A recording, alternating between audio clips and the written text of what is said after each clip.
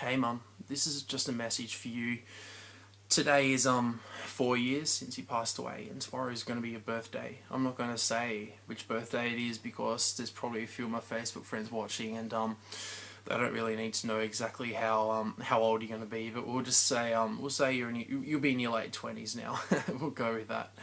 I hate talking to cameras. I think you probably know that, and most people who know me probably know that as well. But I don't know, I don't talk about this subject very often. Whenever I meet people and they ask me what my mum does, I either sidestep the question or sometimes I tell them outright and then they just end up feeling awkward and then I end up trying to make them feel better about asking. So yeah, I don't say much about it at all, and maybe I should change that a little bit.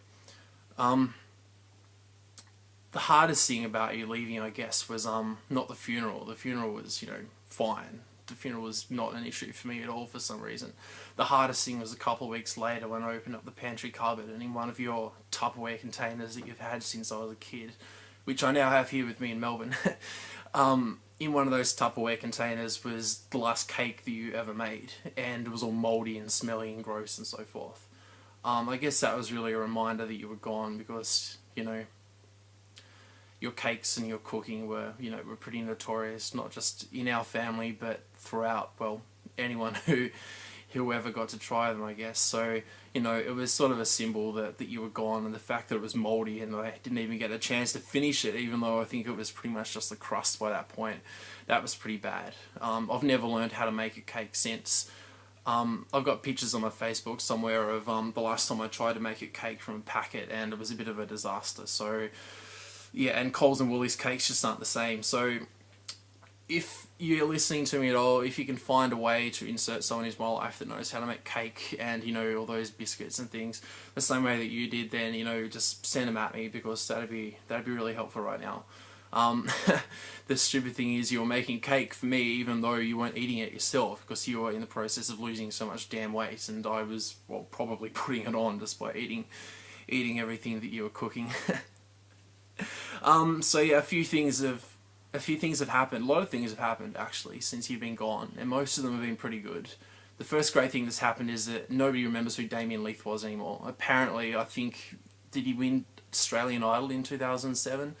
I don't know. I never liked him anyway, but all I can remember about him was the shame you brought on the entire family by asking for his autograph at one of his concerts, which is just absolutely not cool, but so but so typically you. Once he moved on from Shaneo, he went straight to Damien Leith, who was, Shaneo was alright at least, but Damien Leith was just a bridge too far. The other thing that's happened is, iPhone. I think we talked about these not long before you passed away, but you never got a chance to actually see one, which sucks, because I know you loved gadgets, even though you had absolutely no idea how to use them, and you were still grappling with trying to use Windows Vista or 7 or whatever it was back then that we were all using. Yeah, I can still remember when I got home one night and it was like 1 o'clock in the morning and you were all excited because you were using my computer, and this pop-up ad on the internet came up saying that you'd won a free laptop, and you thought it was serious. So that was a bit of a facepalm moment for me, but yeah, that was pretty typical of you. The other things that have changed are I finished a master's degree, which is great, and I live in Melbourne now, so I did get here in the end, and I'm happy. I live in a good place. I've got a good job. I work with good people. I earn decent money, which is nice as well.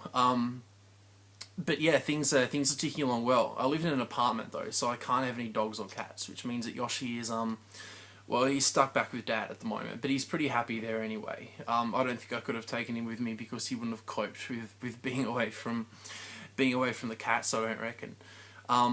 As for the cats, they're fine. Tiger has somehow lost all his waste. He's pretty much wasting away the last time I saw her, and there was like nothing left of him at all. And the girls are, well, they never change. They still sleep together like little lesbians that I think we always suspected that they are. But yeah, no, they're all good as well. And Dad's good. Everyone's good. Everything's sort of ticking along nicely. I know that well, you you know that the Blaze not here anymore. He's probably up there with you, and I'm sure that you're looking after him. If I don't know if you can cook wherever it is that you are, but if you can, and he's getting all the stuff that you make, and I'm missing out, then I'm not really going to be very happy, and we're going to have to wrestle over that. Hopefully in in a few decades' time, but you know, we'll leave that as a bit of an open issue for now. So yeah, things are all good, but I guess the main reason I wanted to do this today was just to say thank you, not just for me, but you know, on behalf of everybody that you ever managed to help. I know you loved helping people, and you'd pretty much walk into fire for people if they asked you to, whether they were strangers or whether they were your best friend.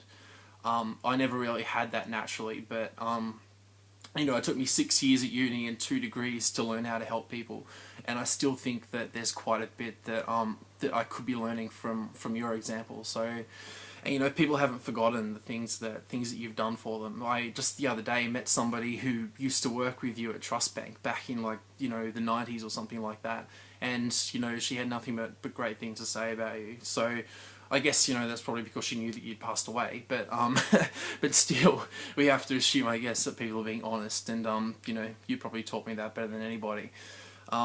If there was anybody I've ever met that was good at calling a spade, then it was you, and hopefully that's something that I've grown into as well. So yeah, I've changed a lot in the last 4 years. I'm a bit louder and a bit more obnoxious than I used to be, but I don't think most people would say that that's a bad thing, because I'm more confident as well, and I think that's your confidence that sort of rubbed off on me a bit. In fact, I know it's your confidence because I have the same blunt attitude that you do, so it rubs people up the wrong way sometimes, but it generally gets me through pretty well.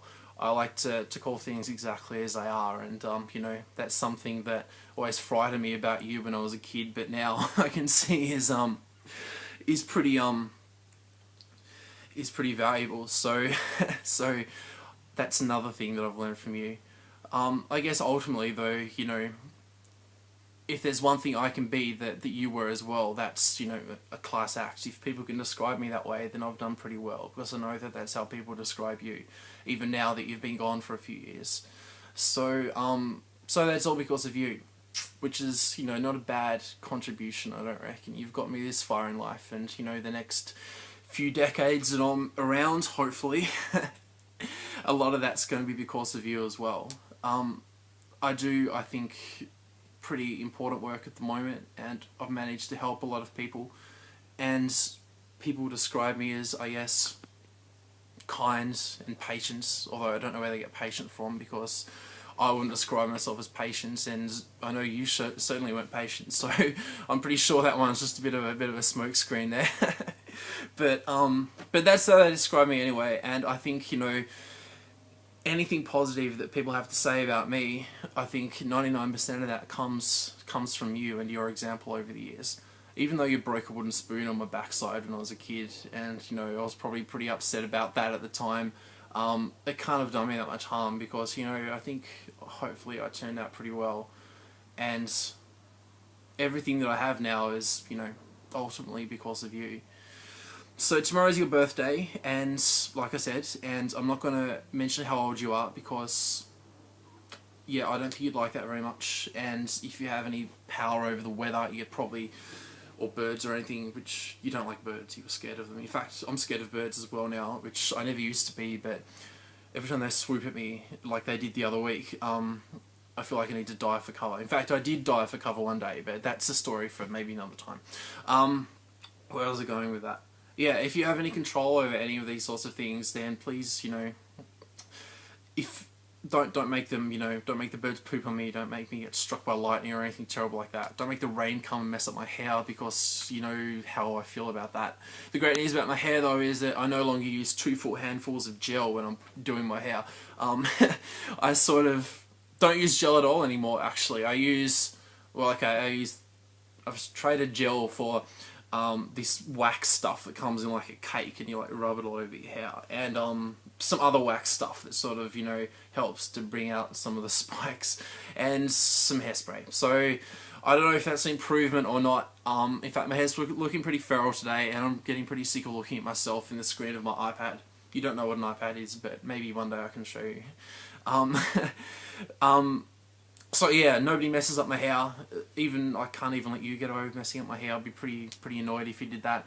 But hopefully, by not mentioning your age tomorrow, I'm not going to give you a reason to do that. So anyway, I don't know if you're seeing this or not. You know how I feel about all that religious claptrap and, you know, all that stuff. In fact, I make jokes about religious people all the time, which is not good, but, you know, it's funny, so, you know, whatever. But even if you can't see it, maybe some of my Facebook friends are watching if they haven't already, you know, fallen asleep. So, so yeah, even if I can just tell a couple of them how awesome you were and how much I appreciate you, then I've probably done okay. So thanks everyone for listening, and thanks again, Mum. I love you, and I guess I'll talk to you again next year. Okay, bye.